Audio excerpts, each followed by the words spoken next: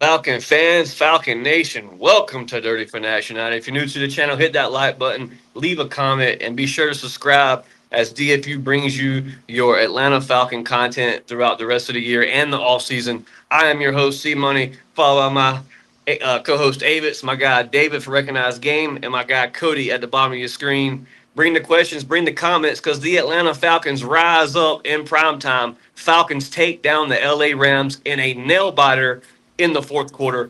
David, what's going on, man? How we doing? How are we feeling about this dub against a playoff team? Hey, always a good well not Monday, but it's always a good day after with the Falcons win. So loving it. Yes, sir. Yes, sir. Never a complaint when the Atlanta Falcons find a way to stretch out the dub. A 21 to nothing goose egg there for the LA Rams in the first half. Cody, what's going on, brother? You were at the game as well. Rise up. I'm glad to have your comment in the comment section. Cody, your thoughts on the dominant performance leading up to the halftime and then kind of what went wrong after the half? Yeah, man, it was something special, that's for sure. What a difference this defense has made for this football team. Uh, just outstanding football. I mean, no two ways about it, man. I would say this defense has looked completely different from years past. I think we finally have a defense that we can be proud of. Since John Abraham's been, since John Abraham, man. Unfortunately, we had that 10-point swing play where they blocked the field goal and take it all the way back to the house. And man, my honest reaction, I'll be 100% honest. I slid down in my seat, and the first thing out of my mouth was, "Fuck, here we go again." That was, I mean, and it was just. I But was talking with Philip today, aka Avitz, here on the live podcast. Rare special guest here, guys. We got him back in the lab here to talk some Falcon football. Falcons get a W. Avitz is on the podcast. I was talking to him earlier today about the fact that if you take away the field goal return from the LA Rams, they initially only scored two touchdowns on the day. yep, The Atlanta Falcons defense, what a performance. Now, speaking on the field goal block, that's happened twice in the last month here for the Atlanta Falcons. David, coming to you with this question. How do you feel this makes Marquise Williams' job even more on the hot seat with the special team problems all season, with the fumbled on the kick returns, the blocked field goals? David, your thoughts on, you know, not only the special teams unit, but coaching unit as well. How does this look for Marquise Williams heading into the last game of the season? It got to get fixed. If he can't, well, he's shown that it's anemic with him as a coach. So I'm quite sure that he's going to be held responsible for it because some of this stuff is just unspeakable and unexcusable. That block, it wasn't even close. I'm looking at the blocking scheme. Nobody, Didn't even touch him. did touch him. I'm like saying one. I think it was Elijah Wilkinson. I know they aren't supposed to move, but his head is looking down to the ground. If you go back and look at that play, he's looking down at the ground, and I know that he had one person on the inside that he was responsible for that backed up, and then it just a whole crevice right up the middle. Yeah. And it was crazy. And I would say that it should have been a taunting penalty on Verse running down the sideline. Any other time that Deuces, they've called that and they've ruled that out of the league. And I'm like, call it back. That's what you're supposed to do. So Yeah, absolutely. Shout out to Abner with the comment. He says, first half was amazing. Then the falconing started happening, but W for shutting Puka Nakua down. AJ Terrell with a dominance performance. Philip, coming to you with this question. How do you feel that the defense in the whole, how did they perform today or not yesterday? Definitely yesterday, Monday Night Football. How did the defense in the whole perform as well as you didn't get too many sacks, but you did get a sack from Brandon Delores. Yeah. I think Ruko Hirohu had a sack. You had 3 picks on the day, Xavier Watts. Philip, your thoughts on the performance of the Atlanta Falcons defense, still a top 15 in this NFL league? Oh, that's one word. Not really one word, but that's a playoff defense. not much you can say about that. Say if that's playoffs comes, that's the defense that's gonna win you games in the playoffs. To can you continue to go and go? Like to me, if I gave them a grade, it would be they did give up a little bit more points in the second half, but offense kind of stalled a little bit. So it is what it is. But I'll give them an A- for how they played last night. They played lights out. Rookie with 2 interceptions, and then Bates with the pick six. And then also 2 sacks. So I can't really complain a whole lot. And then you had AJ locking down Puka. So from what I'm hearing from Philip is defense wins the game ball in a whole unit for Monday night's game. Shout out to my guy Ricky tuning in late on a work night. He said, DFU, how about that dog? Yes, sir. Appreciate the view, Ricky. Appreciate you coming through with the comment, brother. Glad to have you here tonight. Hit that like button, share us to a Falcon fan. David, I'm coming to you with this question, and we're kind of off topic here, speaking on defense now, going to the offense side of the ball. You said in the group chat early this morning, we had a Kirk Cousins problem. David, elaborate exactly what you mean by that comment this morning. Okay, you finish the season. What will be 5? This Sunday will be 5 straight. That's other than the Seahawks loss, you were 183 street win right here if you beat the Saints.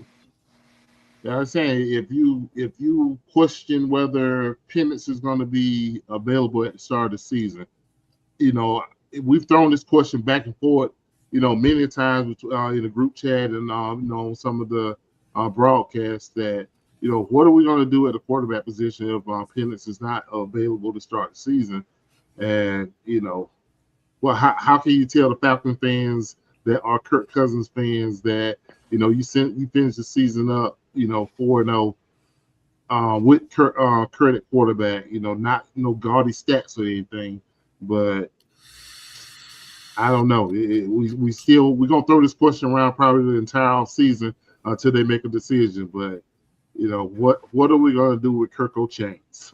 Yeah, Kirk O'Chains. Not a a big heavy passing game. The guy Bijan Robinson with over 160 yards on the ground last night broke the all-time record for the most scrimmage yards for a rookie running or for a running back before the age of 25. Bijan Robinson, what a baller we got in Bijan. Cody, coming to you. Abnel, stay tuned, brother. We're gonna get to your question here in just a second. Cody, your thoughts on the Kirk O'Chains, man. You win Sunday. That's what you've lost one game with Kirk Cousins in the 5-game span. The Atlanta Falcons find a way to score over 27 points in the last 4 games. You did that 4 times the previous first 10 games with Penix at quarterback. Cody, your thoughts on Kirk Cousins and the fact of paying him his money this offseason.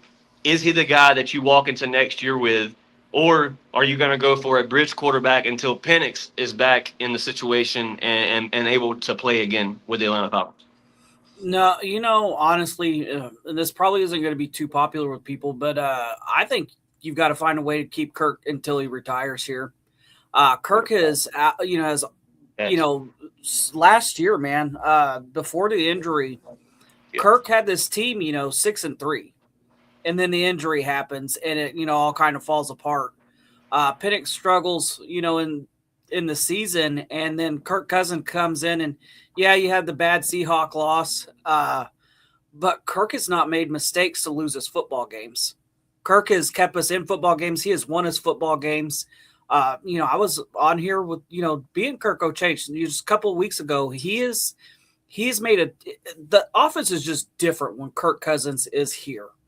Now, I don't want to pay Kirk a ton of money, but I think for the time being, I don't think that Penix is ready to go yet. I mean, obviously, I don't think he's going to be ready to go next season with the injury he's got. He's probably not going to be ready to go till late.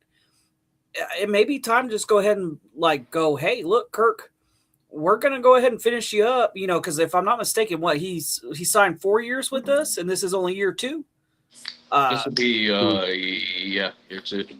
So, I mean, you've got him, some way, somehow for 2 years. Just go ahead, pay him. Let Kirk run this team, because the team looks great with Kirk Cousins under center. You can do more with Kirk Cousins as of right now. I still think Michael Penix deserves his shot and his chance, but that time. I mean, let's be honest, guys. Like the plan was to have Kirk Cousins start for 4 years, anyways, and let Penix sit. I think the Falcons made a huge mistake in not having an open quarterback competition during training camp instead of just going, yeah, Penix is the guy going forward now. I think that was the mistake the Falcons made. Again, I think you go ahead and let Kirk run it back, next year. Going into that 4th year, you want to have an open competition when Penix is back, healthy, has learned more under Kirk Cousins 1 more year, and then you want to go from there. So I think you got to keep Kirk around some way, somehow. Well, the thing is for me about Kirk Cousins is how nice would it be going into the offseason and not having to worry about finding that quarterback.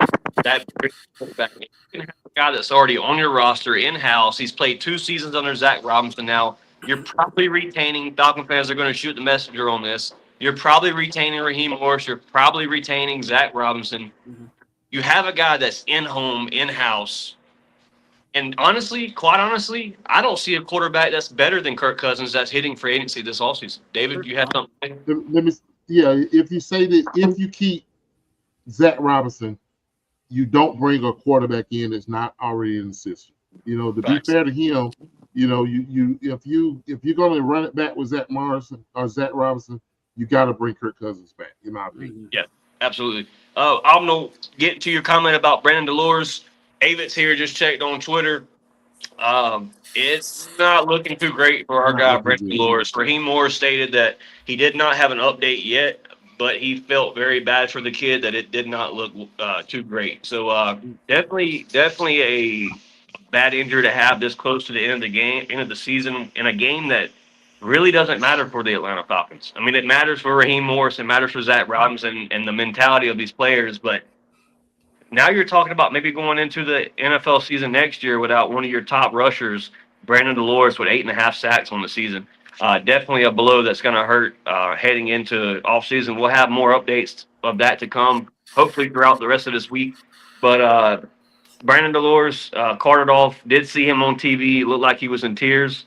So never a good situation when a guy of that stature is on the back of a golf cart shedding a few tears headed out the game. So prayers for Brandon Delores, speedy recovery. Hope he gets back to the state that he was in this year, because what a difference maker Brandon Delores made in the absence of Grady Jarrett. Mm-hmm. Baller, yeah. Absolutely. Headed back to the comment section real quick. My guy Abnel said, if Kirk wants to come back, you keep him, start him, even if Penix is somehow ready from injury. He also stated, let's see here, give me 1 sec. I'm on the telephone tonight. He said, I don't know about Penix anymore. Man, I hate to say that, but if he can't get under center when he comes back, then he's not the guy. We talked about this a couple times, David, throughout the week, throughout the whole year, really, about why Penix has not been under center. If you go back and watch last year's tape, he played a lot of under center the last 4 games of the season. He even blew out the New York Giants, a 30-point game under center a couple of times. David, your thoughts on the connect? The word I'm about to say is probably not the right wording, but the connectivity of Kirk Cousins and Zach Robinson over the Penix and Zach Robinson connection. We're talking about a player that hasn't started 16 games yet, opposed to a seasoned veteran of how long Kirk been in the league? 12 years? 12 years, I think. 12. So, that's not even a fair comparison. Kirk Cousins probably done it all and seen it all in the league, and we're comparing it to somebody who's really just trying to really get their footing in the league. So definitely a major difference in, the tenure of those 2 players. So I don't even think it's fair to, even say, Kirk Cousins have probably seen every scheme, every system, every defense that you can throw at him, opposed to somebody who's trying to figure it out. So, that's not really a fair comparison in my opinion. Which to me, and just the way you described that, David, tells me if Kirk Cousins is retained in Atlanta, he's your starting quarterback next season. And to me, it's the obvious at this point. Not only the veteranship that Kirk Cousins brings to the offense, but I mean, you guys were there at the field. You've seen it first action. How many times did Kirk Cousins audible out of a play call and give a chance for the O-line? You did still have one clock management issue. You did get one delay of game earlier on in the game, but that itself has also been kind of, thrown out the window since the Kirk Cousins appearance. You haven't had that like you did with Penix, let's say, back in week 3 against the Carolina Panthers. And let's not forget that Ryan Newsel is a first-year. That's right. Center. He's a first-year center. And a lot of the veteran centers are responsible for the protections. That's right. You got a rookie quarterback that's trying to process and help out with all of that. We expect the Penix to go in there and be that tenured quarterback that's able to process all of that. But a lot was thrown on his shoulders.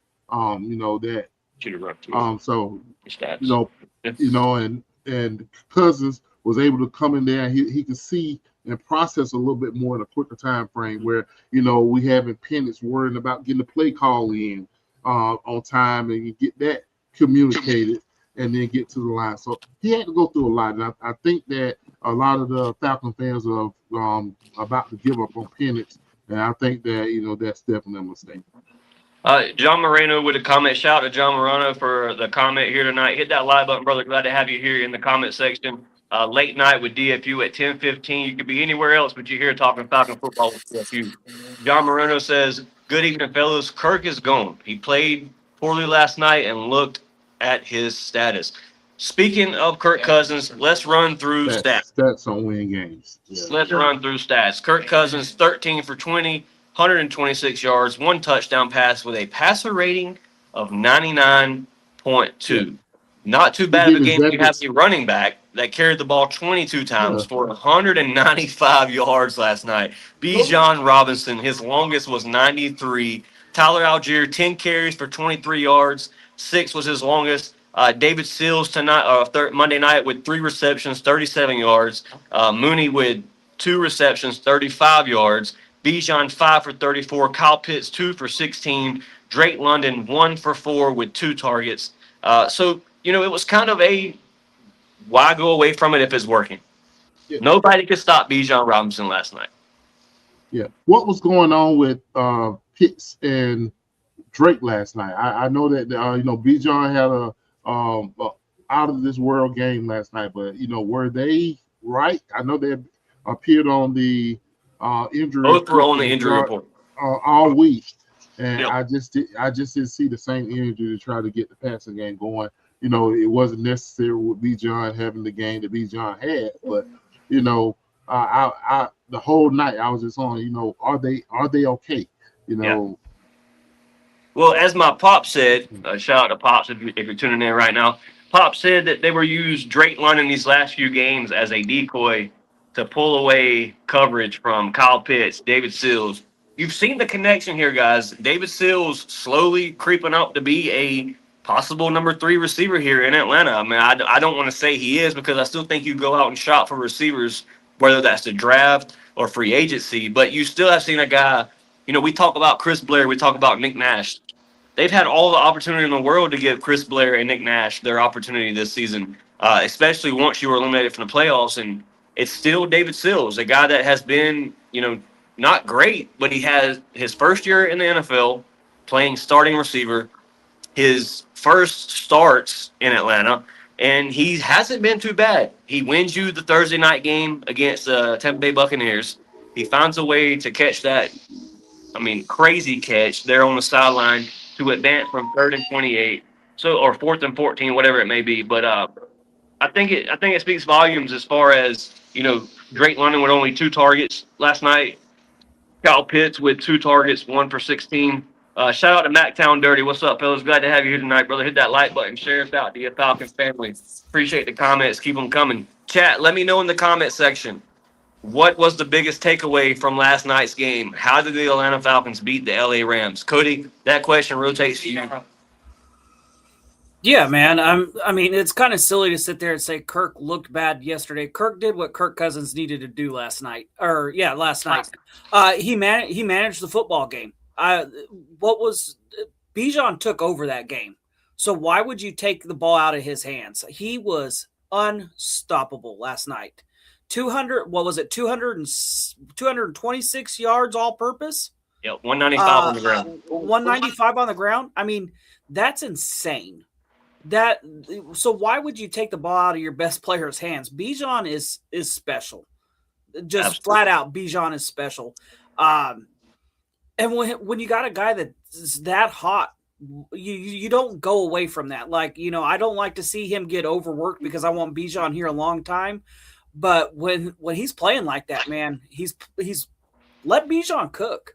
That was what I said, on the podcast before the game. I was, when we were talking about what's the key of getting the Falcons going, against the Rams, I said Bijan, because Bijan is the guy, man. He is arguably, for my money at this point, I was already convinced that he was the best running back in football. After last night, he may be the best player in football. Absolutely. I mean, what a gem. What a diamond the Atlanta Falcons drafted. Yes. And the crazy thing is, Bijan likes to thank God for everything that he does. I thank God that he brought him to the Falcons, because where would this team be without Bijan Robinson? Absolutely. I mean, it would be totally different. That's the thing my wife keeps telling me too. She goes, I wish we had 10 more Bijans. And I do too, because it's crazy, man. I would say, but yeah, I just think that Kirk did what Kirk needed to do, and that was manage the football game, not make turnovers, not make stupid plays, and that's exactly what Kirk did. He gave the ball to the guy that was hot. I think that was, the reason that they kind of probably got away from Kyle Pitts and got away from Drake London was because you didn't need Kyle Pitts and Drake London to beat the Rams. All you had to do is turn around and give the ball to number 7, and he was doing his job. Well, I think real quick before we move to our next topic, Philip's about to turn into an icicle out here. So, Philip, give me a shout-out, bro, and big game next Sunday against the New Orleans Saints. What's your expectations there? And also, if you had to give a game ball for yesterday's game, who do you give it to offensively and defensively? I'll go ahead and get the game balls. Obviously, it's Bijan on the offense. That's a no-brainer. Carried the whole entire offense all night. Defense, I'm going to give it to the rookie Xavier Watts for the 2 picks. He saved the game. Well, he did save the game, but, AJ did too. But he came out with the 2 picks. He's tied with Dion for the most rookie interceptions since '89. So that's kind of crazy. That's a big deal. Next week, it's ass whooping. That's all you can say. Ass whooping. In home, at home, in the bench, maybe there. Don't know. But I just expect something big from my boys. I don't want to go out lose, at least, especially losing to these guys. I don't see it happening.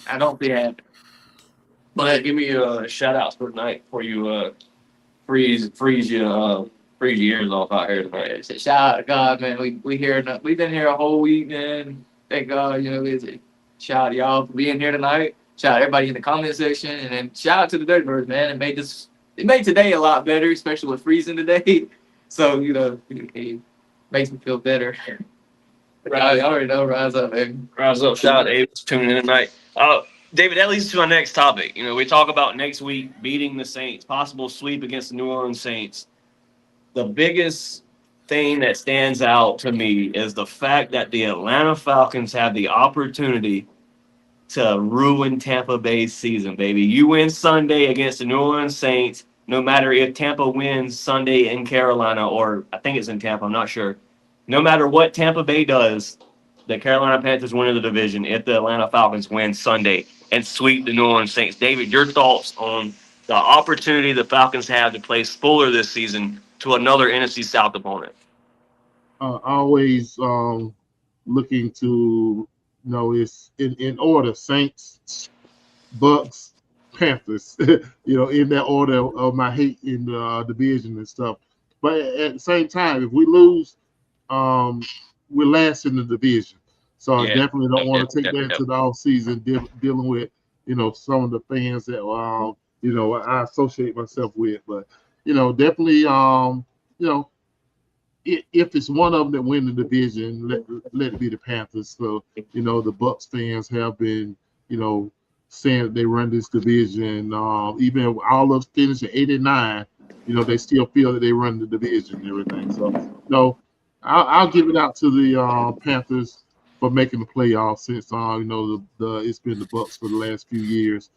Switch it up a little bit so they don't think they run the NFC South anymore. Cody, your thoughts on the Falcons playing Spooler next Sunday or just coming up Sunday? Man, just beat the damn Saints. That's all I'm asking. That's kind of what I was thinking. It's like this is how much I hate the Saints. It's like part of me is like, if you lose to the Saints, everybody, I don't want anybody back. I don't want Coach Raheem Morris back. I don't want Zach Robinson back. But I would say, no, I love this is kind of I think this is probably the most frustrating thing about this season is because you see the talent this team has. This division was easy enough to win. We should be going into the playoffs, not Carolina, not Tampa Bay. You're away, man. And you know what the crazy thing is even though no matter what, we control what happens in the division. We do. Yep. We control what happens. Who wins this division is based off of what we do. Yep. And that sucks. That it's not us playing for a division title. It's us saying, well, we can either win and Carolina gets in, or we can, cut back and go ahead and let Tampa. It just sucks, man, that the Falcons control the NFC South. The Falcons control the NFC South, but not to go into the playoffs. One more win, and we're saying that this game will be for the division, and the Falcons have a chance to win it. So that's one win away. And that's just the frustrating thing. And so but I always want us to beat the Saints. I don't care if it's what the situation is. I would say just beat the Saints. That's back when we were in that 7-game losing streak or that 6 out of 5 or whatever it was. I said for this season to be all right, you just got to beat the Saints twice. And that's all I'm asking at this point. Just beat the Saints twice. My guy John Moreno over in Galveston, Texas, tuning in tonight. Appreciate you, brother. He says, before I forget, Happy New Year to all Falcon fans. Happy New Year to you. We will not have a show until after the New Year. So this is the last podcast for DFU in 2025, guys.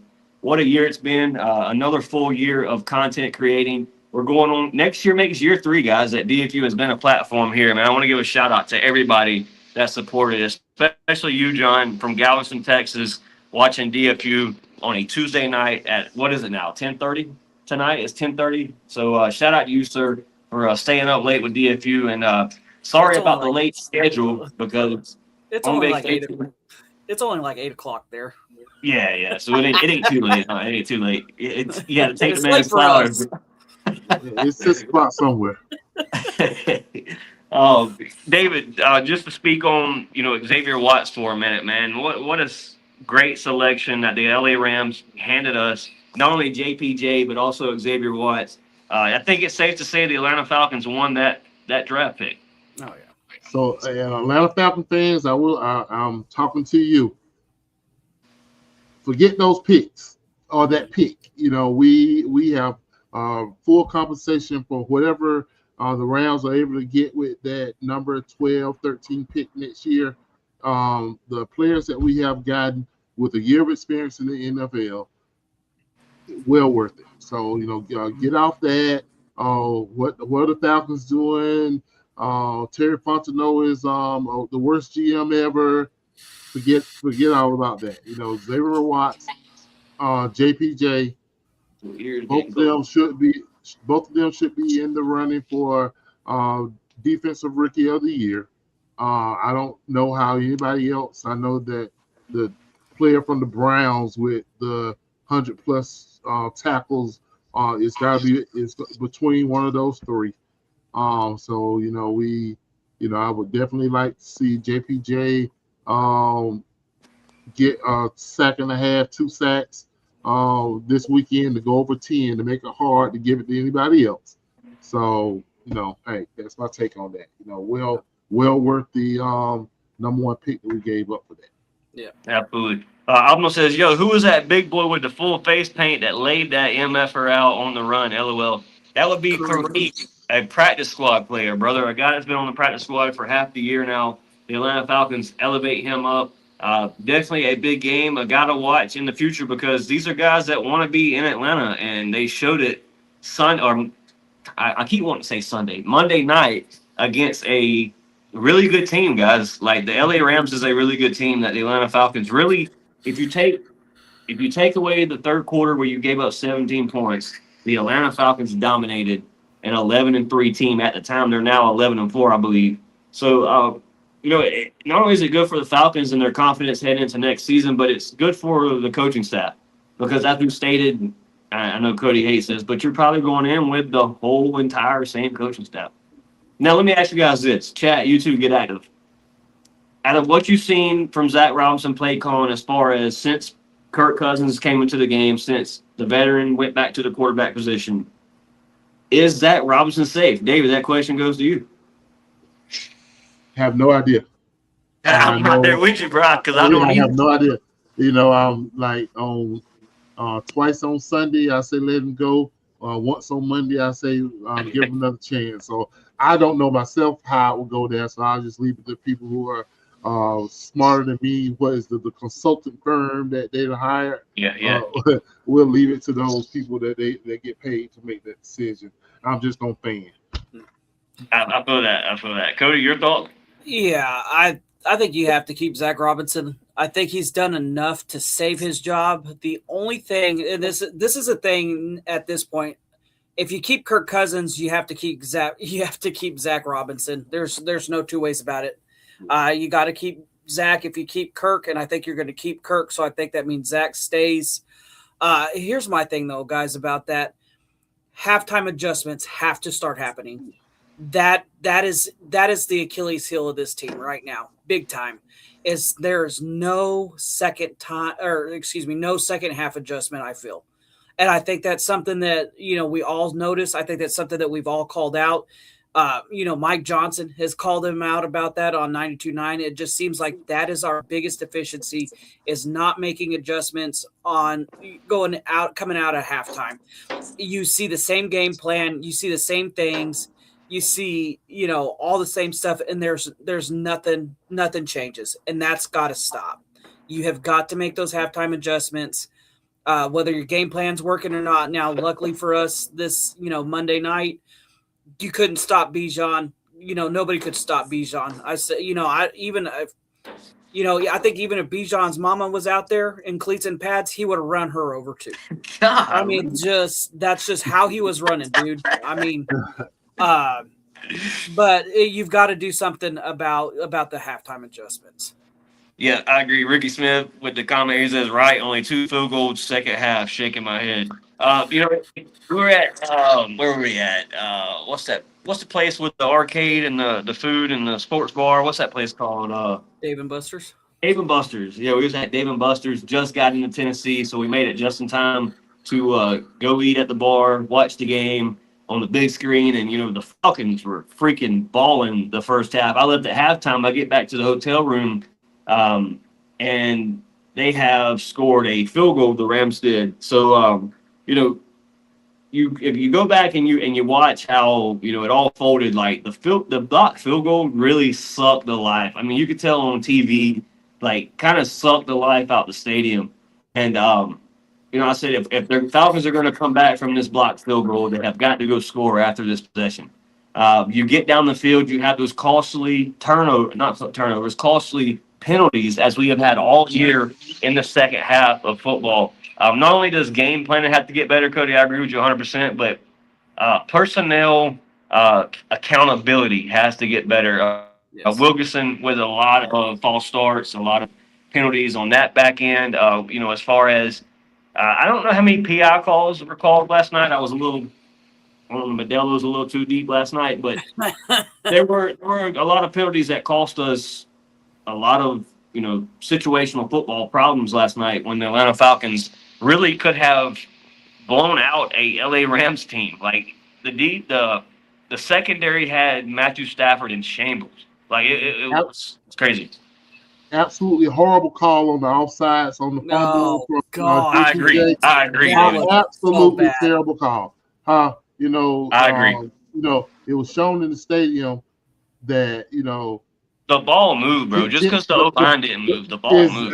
That was the argument I had with one of the guys. They was like, he thought it was a good call. And I just saying you have to watch his playback, and because because JPJ was the only one that moved. Don't make it an Yep. offside, but the center clearly snapped the ball. And how big? Did we of a score? Did turn- we scoop a score? Did we scoop a score on that one? I didn't see the final. I want to say I don't know think we so. got- I we know got- he got no, the ball, but yeah. Rube got tackled at the 50. advance. Huh? Okay, I I think don't know Rube got where tackled at the 50 with the scoop. because I'm fussing about the flag. I didn't see the rest of the play because I kind of Yeah. knew what was coming. I'm having a conniption in the stands. Mhm. Like we never get calls like that, and it was Yeah. clearly not outside. So I agree. Watching the replay on TV, the center's balls are between his leg when Mhm. JPJ gets the jump. Like, I mean, it was timed perfectly. Like that, like, you have those in certain games, but it seems like the Falcons have them in every game. When it's a call like that, turnover there changes the game Mhm. tremendously as far as allowing the LA Rams to come back in that close of a matchup. The Puka Nakua catch on the sideline that AJ Terrell broke up. At first it looks like he catches the ball, then they show a different angle, and you clearly see that he dropped the ball midair going to the ground, and then maintain possession as he hits the ground. Definitely knee was out of bounds once he regained possession. Just speaking to you guys as diehard Falcon fans, how worried were you that if Puka made that catch and that game goes into overtime, you blow a 21-0 lead? oh yeah, momentum definitely in the favor of the Rams at that point. So it didn't look good. What we gave them back the ball with 26 seconds, I think. Yeah. Close, under 30 seconds, and for him to almost closely get into field goal range. And definitely thought the long pass was going to be called pass interference. So I'm on edge. Giving him the ball back. Everybody was talking about why is he running the clock down? Because you don't want to give Matt Stafford his ball back with a minute. Yeah. So Absolutely, yeah. And I was watching it in my pop's room in the hotel, and he was like, "I've seen Matt Ryan do it. Matthew Stafford can do it. He can take this team back down the field and tie the game up." And as Philip stated, he's gone now, but as Philip stated last night, I don't think the Atlanta Falcons have won a single game in overtime this season. no, 2-0, 0-2, 0-2. 0-2 in overtime games. So that was a big situation that AJ was able to pass to break that up. Mactown Dirty says no adjustments is reason Raheem and Zach needs to go. Bijan's God-given talents make them good. I can agree with Mactown, to a certain extent. The only thing that worries me about cleaning house now is all those draft picks that that Jeff Ulbrich had a say in. That Raheem Moore's. I mean, whether the fans like it or not, Raheem Moore's had a say in who the Atlanta Falcons drafted this offseason. Whether that be Jalen Walker or JPJ, all those guys influenced that pick. And to lose those guys now, Zach Robinson's second year as the OC, the guys are kind of learning the scheme. You don't have players that don't know the routes anymore. You're kind of catching back on to where you need to be, where you kind of left off last year.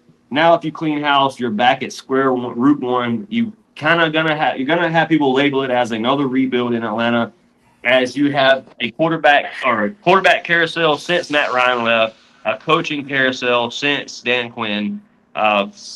Me personally, I'm just not ready for a brand new personnel to restart and hope. Could this be the year? I do say that if you go into next season and you do not win the NFC South, maybe. David, how much? What's the word I'm looking for? How much influence does this? These people they have coming in the building to decide who the Falcons keep and let go. How much of that do you think really matters when it comes to if Zach Robinson stays in Atlanta? Or are you looking at the first half of the season where you went on that 6-game losing streak and you start winning meaningless games at the end of the season once you're eliminated from the playoffs? How much does that influence the release of Zach Robinson? I think regardless, Raheem Morris is here another season. But you've seen Zach Robinson lose Jimmy Lake in his first year. After midseason, you cut Jimmy Lake, you bring in Jeff Ulbrich. Is it a situation where they say, "Hey, Raheem, you're here, but you've got to find me an OC that can get us to the playoffs"? Like I said, the only if you don't if you let him go, it got to be Mike McDaniel's coming in. That's the only That's the only person I'm flipping it up out there. It's not going to be someone that's Unproven. Unproven. Yeah, we got to see something. Somebody's going to come in and be able to. I think they're a similar system. On steroids a little bit, but that he's the only one that I would flip it from. I don't know anybody else out there that comes to mind that I personally would like to see come in. If it's not one of them, I say you give him another year. It goes back to Steve Sarkisian. The first 2 years he looked like he wanted. He could have been ran out the league. The third year, the offense showed promise, and then the next year he's gone. So I wouldn't be opposed to giving him another year. Yeah. John Moreno says, guys, how much is true that Matt Ryan is coming to the Falcons front office? What would his position be? John Moreno, at this point, we know as much as you do, brother. I think, Matt Ryan coming to the front office would be a good thing for the Atlanta Falcons. It's stated that whatever this position is, and this is just rumor off reports that I've read on Twitter and Facebook and other websites, that this position is a very important position from what I've read. So we'll see, weeks to come, I'm sure, in the offseason. That'll be announced pretty soon heading into free agency, before free agency, if it's really that big of a role. David, I wanted to say something because I seen it last night at Dave & Buster's. Guess who was on the field chatting with Sean McVay before the game? Rick McKay, the non-football installed Rick Really. on the field.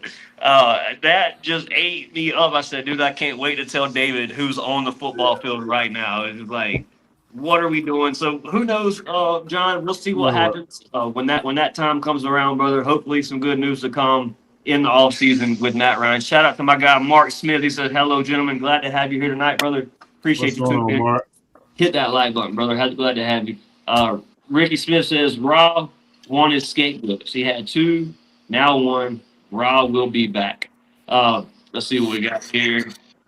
So, the fan base is iffy on, who returns, who stays. But, the good part about it is as soon as the season ends, that's usually when you find out.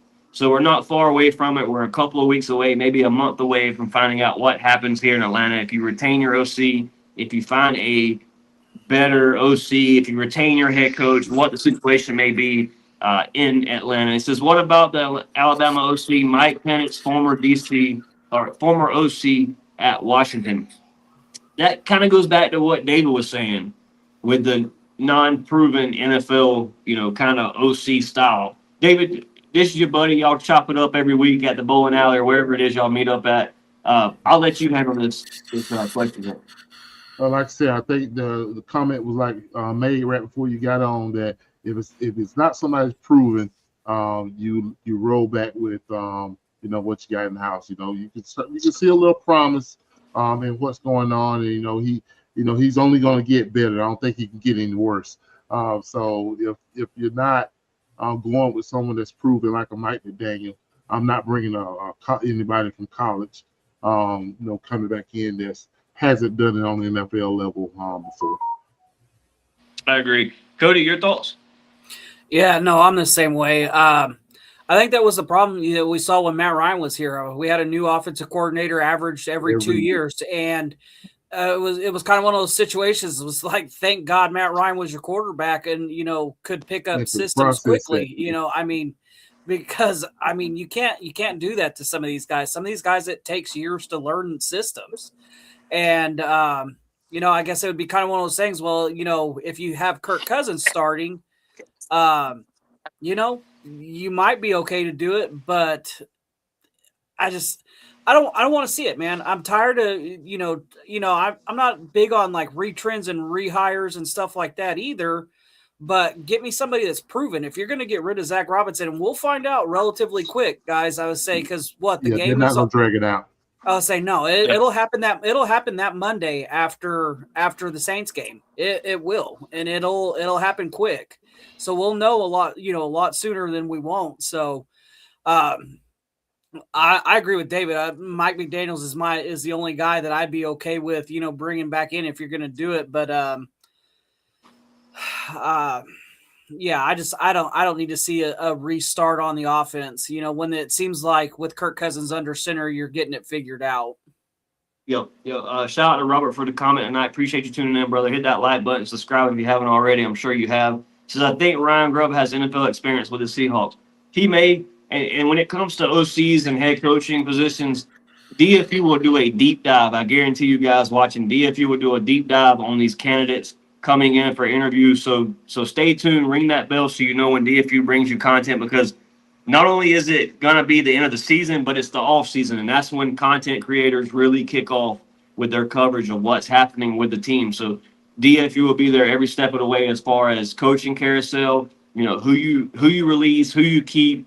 Even when it comes to free agency, expected 53-man roster, we'll cover every single bit of that here at DFU. So stay tuned, brother. It's a long ride here heading into 2026. As we stated earlier, this is the last podcast of 2025. With that being said, guys, it's 46 minutes here. We've been live. I know it's not our hour mark, but I am freezing my ace off right now here on this patio. Before we leave out of here, David, give me your game ball, which I think we probably are all going to have the same game ball here. Game ball for Monday night's performance. Offense has to be Bijan. We'll give a special team ball out to our new established kicker, Zane Gonzalez, for the game winner. And defense, we got to give a few out. Just I'm going off the same ones that Raheem gave out. He gave one to Jesse for the pick six, gave one out to Watts for the 2 picks, and gave one out to AJ for containing that beast named Puka Nacua. Yep. Absolutely. Cody, game balls for Monday Night Football. Yeah, no, you can't give it to the offense anybody but Bijan. By the way, Jared Verse, you wanna taunt our sideline, but did you go get your ankles back from fucking Bijan after he took them? Because I'm pretty sure you not only did he juke you out of your damn shoes, he turned what would have been a 2-yard loss into a 31-yard gain. So go ahead and peace out and all that shit, but go get your ankles from Bijan after the game. So there's that. Defensively, I'm going to go a little different here than Raw did. Kareem, man, 92. You took mine. Let's say elevated off the practice squad, had that huge 4th down stop where he blows up, the Rams running back. He was everywhere last night. Last night he was, man, and it showed that he was hungry. So I think Kareem's going to be a guy to watch. So that's where I'm going with my defensive game ball. I remember every single pick you guys stated. A guy that a guy that I was kind of harsh on heading into the season. Really had my eyes on him when Billy Bowman went out. I got to give another shout out to my guy D. Alford. Still playing a strong nickel position there with Billy Bowman being injured, possibly missing games next year as well. So D. Alford, I think, retains a spot here in Atlanta with the performance he's put on tape these last 6 to 7 weeks. So big shout out to D. Alford. I want to give it to Xavier Watts. What a rookie, man. 5 interceptions his rookie season. Jesse Bates showing up big time in the last 2 games, shut down Arizona's tight end, and now the pick 6 tonight that really helped the offense out in a really, really tight game against the LA Rams. Also want to give a shout out, as you said, Kareem, man. What a beast. What a beast that unleashed himself last night in Atlanta in the primetime game. As my guy Rick said in the group chat, them primetime birds is trouble. And they absolutely are. You only lost 1 primetime game this season against the 49ers. That reminds me, though, that special teams, I would like to give it to Shane Gonzalez, but I'm going to have to give one to Bradley Pinion for kicking it out of the end zone, kicking that ball 61 yards and absolutely flipping field position, because that made a huge difference in last. Big shout out to Felipe Franks on the first kickoff of the game, recovering that fumble. Yes. I mean, I think he was down, but they ruled it a fumble at first, and Felipe Frank comes up on top of it. So, other than the botched field goal, I think special teams didn't do too terrible last night, but the botched field goal for the return was a very huge momentum pusher last night. So I want to give a shout out to really the whole Atlanta Falcons team, and shout out to Raheem Morris. I don't know if you guys seen it because there's a lot going on at the game, but those last 3 timeouts on the Matthew Stafford drive, how frustrated did Matthew He Stafford get? was so pissed, dude. How frustrated was Stafford when he So did that? pissed. So throwing Stafford off his game, getting the right timeouts in when you needed to, you kind of see what their first look is. You get a timeout, you go out, you make them pick a different play. So shout out to Raheem Morris, a guy that hasn't got a shout out from me very often this season. So I want to give a shout out to Raheem Morris as well, because he did his job last night. And guys, since the Tampa Bay game, have you seen the different amount of fire that this sideline has? Like, there's just something different right now. I don't know whether that's the team feeding off of Kirk Cousins or Raheem Morris has really rallied this locker room together in this last spell of, the hot seat conversation. But I think it's fair to say the Atlanta Falcons have not given up on Raheem Morris. As Caden Ellis reported this week, he loves playing for Raheem Morris. He loves the style that Raheem brings to Atlanta. He loves the aggressiveness that Raheem Morris brings to the locker room. So that alone, to me, saves Raheem Morris for another season. With that being said, guys, give me your shout out, David. Cody will rotate to you, and then I'll close the show out. Well, the good Lord up above, fam, DFU cast. Appreciate y'all. Mark, Robert, I'll call you out by name. I appreciate you all coming on and supporting, as you always do. And I'll give a shout out to Brandon Dorless. Boy, you balled for us all season. Wishing nothing but the best for you.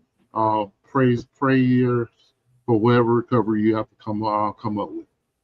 Yep, absolutely. Shout out to Brandon Dolores. What a beast he's been this season. 8.5 sacks on the season. A guy that wasn't even expected to get 5 on the season. That's what's so great. I could continue on about this, but that's what's so great about this defense. Like, you're not getting sacks in one area. You're gaining sacks all around the board. As Philip stated earlier, that's the kind of defense that wins you playoff games. When this offense figures it out, I think the Atlanta Falcons finally have a defense to get you deep in this playoff push. Cody, shout outs for tonight, brother. Yeah, we're going to follow in Bijan's steps and, give all the glory to God, man, because if it wasn't for him, we wouldn't be here doing this. So shout out to you guys for being on here late night. I know we all got to get up and go get ready for work tomorrow. Hopefully y'all have a Thursday off like I do. I'm looking forward to the extra day of rest, much needed. Shout out to everybody that, keeps coming on here late night, commenting, watching the videos without you subscribers, man. I'm going to say there is no podcast. So, and big shout out to the subscribers, Cody. We're at 614 now, as we have grown 4 subscribers in 2 days. So shout out to the YouTube subscribers. And if you're viewing this on Twitter, please head over to Dirty Fanatics United. Type it in, hit the subscribe button. It's free. Yeah. Shout out to you guys. We'll keep bringing you Falcon content all throughout the off season, and last game of the season was gonna, it's gonna be a big one. It's always fun when it's hate week, and it is hate week. So, guys, just remember: no Popeyes, no Cajun, none of that Louisiana Popeyes bullshit. It's gone until January 5th. Then after the 5th, you want to go Popeyes, have your big bucket of chicken, whatever. I don't care. It's not until after that game. But other than that, guys, as always, rise up. Rise up, Mr. Cody. Rise up, Mr. David. Shout out to you guys for coming in with me tonight. Late night show with DFU, 10 o'clock show. Very rare we go live this late, but I want to give a shout out to all 15 viewers that are watching right now, whatever platform you're on. Appreciate it. Leave a like, share us out to all your Falcon fans. And please, please, please continue to support DFU, as we do not have this podcast if it ain't for you guys. I want to give a shout out to my little window host here. Dalton and Xander, they've been here all night watching their dad on the patio talk about the Falcons. So shout out to them. Shout out to the wife. And most importantly, man, shout out to the good Lord above, man. Another day, we're blessed to be here talking Falcons football, talking about the things that we love to do. So big shout out to that. Shout out to all the viewers tonight, man. As my guy Robert here said, Happy New Year, everyone, and rise up. Happy New Year to all you DFU fans that have supported us for the last 2 years. As tonight marks the last show for DFU in 2025, man. Big props to all you guys, and a bigger year even to come for 2026, man. Shout out to everybody that's tuned in, left a like, left the comments. You guys keep this show rolling with the comments. We appreciate you guys. And then, big shout out to the Atlanta Falcons that could possibly ruin the Tampa Bay season Sunday in Atlanta. through the bins, as we like to say, the playoffs runs through the bins. Wish Right. that was the reality. But shout out to you guys for being here tonight, man. As always, it's your boy Chase, David, and Cody from DFU. Rise up, A-Town down. We out of here, man. Appreciate y'all.